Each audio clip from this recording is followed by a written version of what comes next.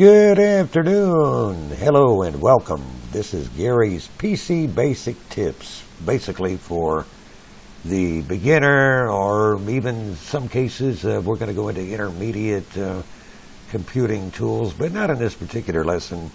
The only reason that I'm making this video is I'm a PC technician for a very large company here in Dallas, and it always amazes me that even though a lot of users are adept in whatever area of the computer they are using, no one is ever taught the very basic minimum requirements of keeping your PC runnable in optimum condition.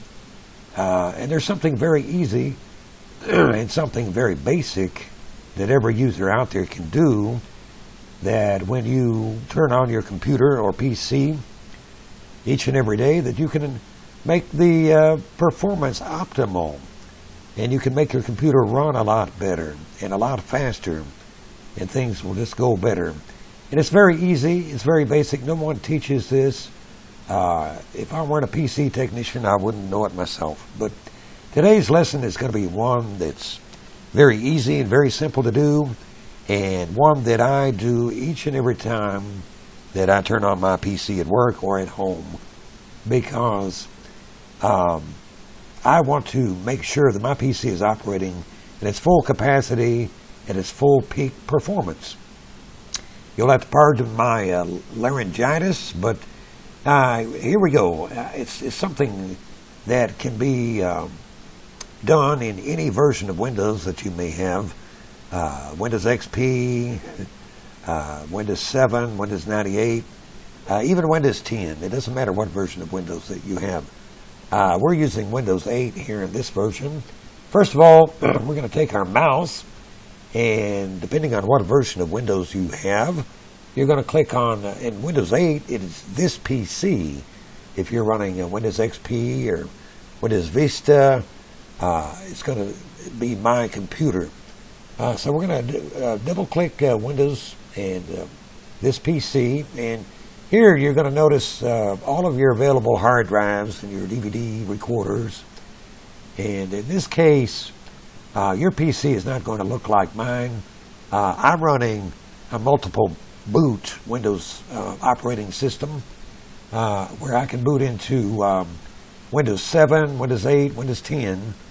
And I also have here, you'll see a drive for all of the storage files, my backup files that I want to keep on my PC. This is a separate hard drive, and regardless if I lose anything on Windows 8, Windows 7, or Windows 10, I'm still going to have all of my files here, as you can see, in backup files in my storage drive. Now yours is not going to have this for multiple reasons. Basically because if you're running multiple boot system like I have, the partition factor in Windows will only allow you to partition 3 different drives in your system, and of course your system reserved file is one of them. Now if you're operating on an EPI system like I have, then you can format and partition up to 128 drives. Anyway, we're not going to get into all of that right now. Basically what I want to do here today is show you a very basic operation that you can do when you turn your PC on. And that is what we're going to do. We're going to take our mouse and we're going to right-click Windows 8 hard drive here, as you can see. Then we're going to come down to Properties. Click Properties, and you can see there's going to be several options here. First thing that we're going to want to do is do a disk cleanup.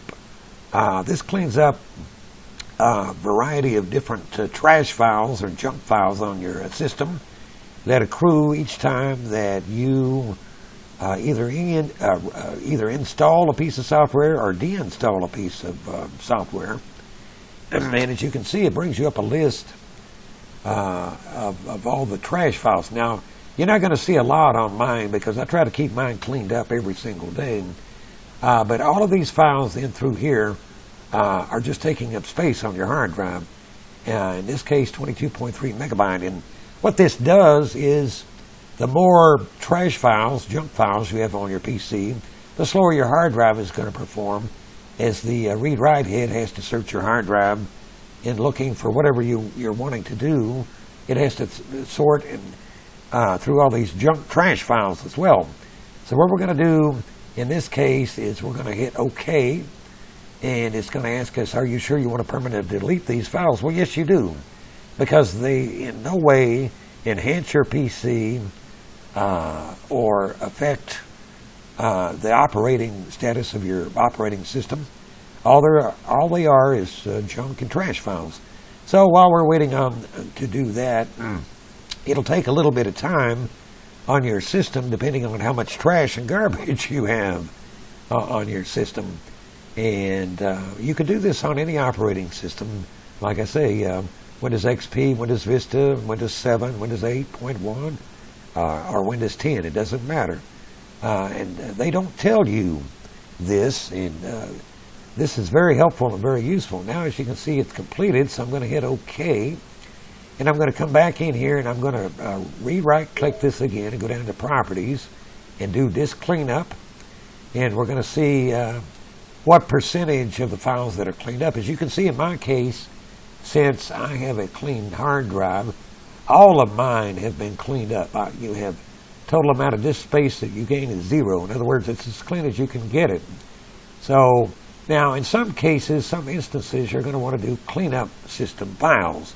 Basically, that's a performing thing that you need to do after usually Windows updates have been installed, because they leave a lot of trash and a lot of garbage behind. But in my case, as you can see, all of that's cleaned up. So we're going to hit OK. Now we're going to hit Cancel, because we've already cleaned up everything. Now then, what you're going to want to do next to ensure optimal performance of your PC is to click Tools. You can see we have two options. You don't want to be checking your hard drive for errors here, because Windows will let you know if you have errors on the hard drive, trust me.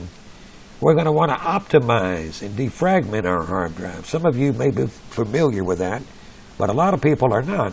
So we're going to want to hit Optimize, and that, of course, brings you up another menu. And in this case, most cases, you're just going to have your single hard drive on your system. As you can see, my system has multiple hard drives and partitions on it. So we're going to want to do Optimize. You click Optimize, and as you can see up here, the current status is going to tell you that Windows is analyzing, and it's going to determine how much empty space there is in the hard drive after you cleaned up all of your junk and trash files through your previous operation. And this takes a little time. Now, it depends on your system. If your system has a lot of free space that it has gained from the taking off of the trash and junk files, it's going to take a little bit longer, because it has to go in there and defragment and consolidate that space. And what it does, it's like packing a hamburger. When you first take out hamburger, kind of a weird analogy, but your hamburger is all strewn all over the place. And what you have to do when you're making a hamburger is take your hands and compact this hamburger into a nice little meaty ball, to where you can fix your hamburger or meatballs or whatever it is you're making. Well, basically, the analogy here is Windows is taking your hard drive and it's compacting that free hard drive space that you had a bunch of trash files sitting on. It's compacting that in all nice and neatly, and all of your operating system files and all of your software files, compacting them into as tightly as it can get them. Thereby, unless you have an SSD drive, most of you will have probably hard mechanical drives like I do here, and it compacts it all into one tight space, thereby resulting in less time that the read-write head has to spend that disk in finding and locating what it is you're trying to do, whether opening a program or whatever it is you're trying to do on your computer. And it will condense that time, and in some cases cut that time by a third or even a half, 50%. So your computer when this is done, will be optimized, and it should operate a lot better, a lot cleaner, a lot smoother, and you'll be surprised at the speed that you will gain when your optimization process is basically completed.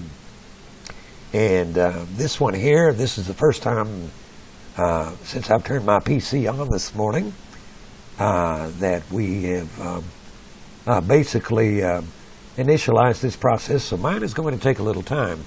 So as you can see, it first defragments the space, and then it consolidates the space, relocates any files that it needs to relocate in order to ensure that that hard drive read-write head doesn't spend as much time spinning your hard drive looking for things all over the hard that are strung all over the hard drive. So as you can see, we're up to about 4% now, and usually this process will usually go up to 10% in some cases. Other cases it may be very quick. It depends on how much hard drive space that you have, number one. Number two, it depends on how much software you have loaded on your hard drive as to what percentage of the space of the hard drive is actually filled up. In my case, I'm using about 50 gigabyte of my hard drive space, which I have allocated each of my 3 operating systems to 146 gigabyte apiece, which means that they won't have to spend quite as much time on defragging the system as it would if my 1 terabyte size hard drive were just one hard drive with one operating system on it. Don't want to confuse anybody. We'll go into those of you who want to get into the intermediate level a little bit later. We'll go into that, and I can show you how to put multiple operating systems on your computer as well.